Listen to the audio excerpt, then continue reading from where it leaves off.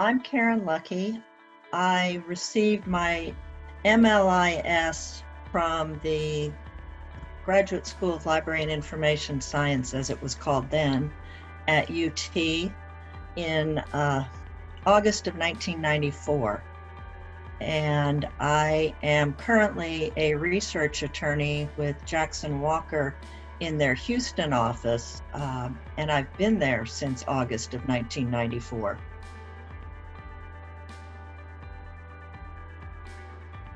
Jackson Walker was my first position after graduating, and my title at the time was librarian. And that title stayed for about 20 years. The job, I am in charge of the Houston library. We have libraries in several offices, and it involves everything from cataloging and budgeting to performing research and answering basic reference questions. Over time, the title has changed a couple times. It went from librarian to senior library researcher and then to research attorney. The job itself hasn't changed much, other than we now have a library director who oversees all of the libraries, and he gets to do the budgeting, so I don't have to do that. And I have an assistant who does the cataloging, so I only step in for cataloging if there's a question.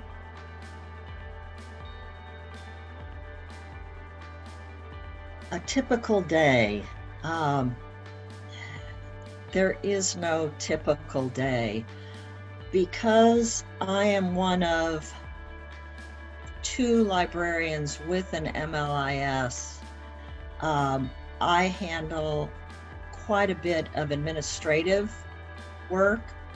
So I'm checking invoices. We try to bill some materials to clients. So it's a lot of detail work, getting the appropriate number to bill to. And I'll spend part of my day doing that as requested by our accounting department, as well as handling any basic reference question that comes in, and fitting in legal research projects as I can. There's a lot of juggling. So because my clients are the attorneys at the law firm, I have to prioritize who gets their work done first. Is it based on their seniority? Is it based on whether it's billable to a client?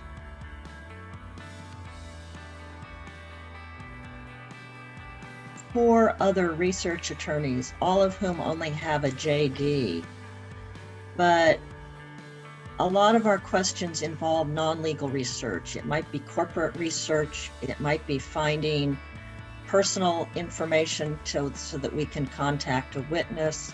So the MLIS has allowed me to have a broader reach of resources and the ability to look for those resources and not just stay within the legal realm.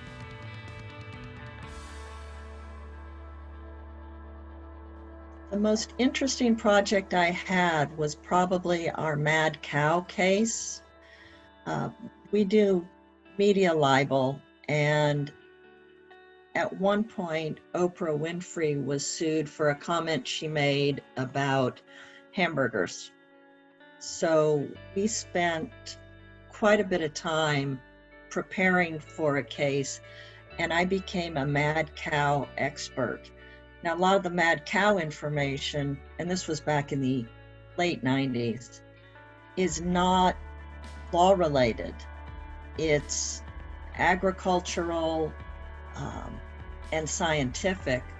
So I had more ease going out and looking for scientific information and some resources based on some of the courses that I took at UT that gave me a lead into where to look.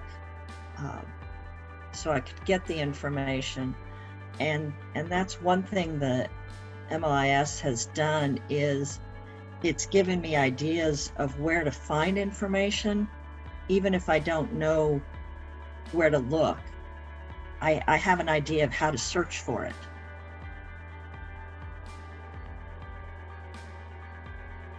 For someone interested in library management, I'd suggest taking as many management-related programs, even if it's not in the library school. I know when I was there, you could take a certain number of courses outside of the library school. And if you can take management courses, that's great, because budgeting is something that almost everybody has to do. And it's something that's only touched on very lightly in some of the programs. For someone who wants to go into legal research or into a law library, I would strongly suggest taking as many research courses, and not just the legal research. I've got a big leg up because I had business research and government documents research courses.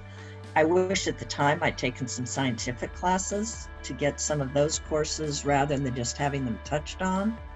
But anything that gives you more research skills and knowledge of the available resources is extremely helpful.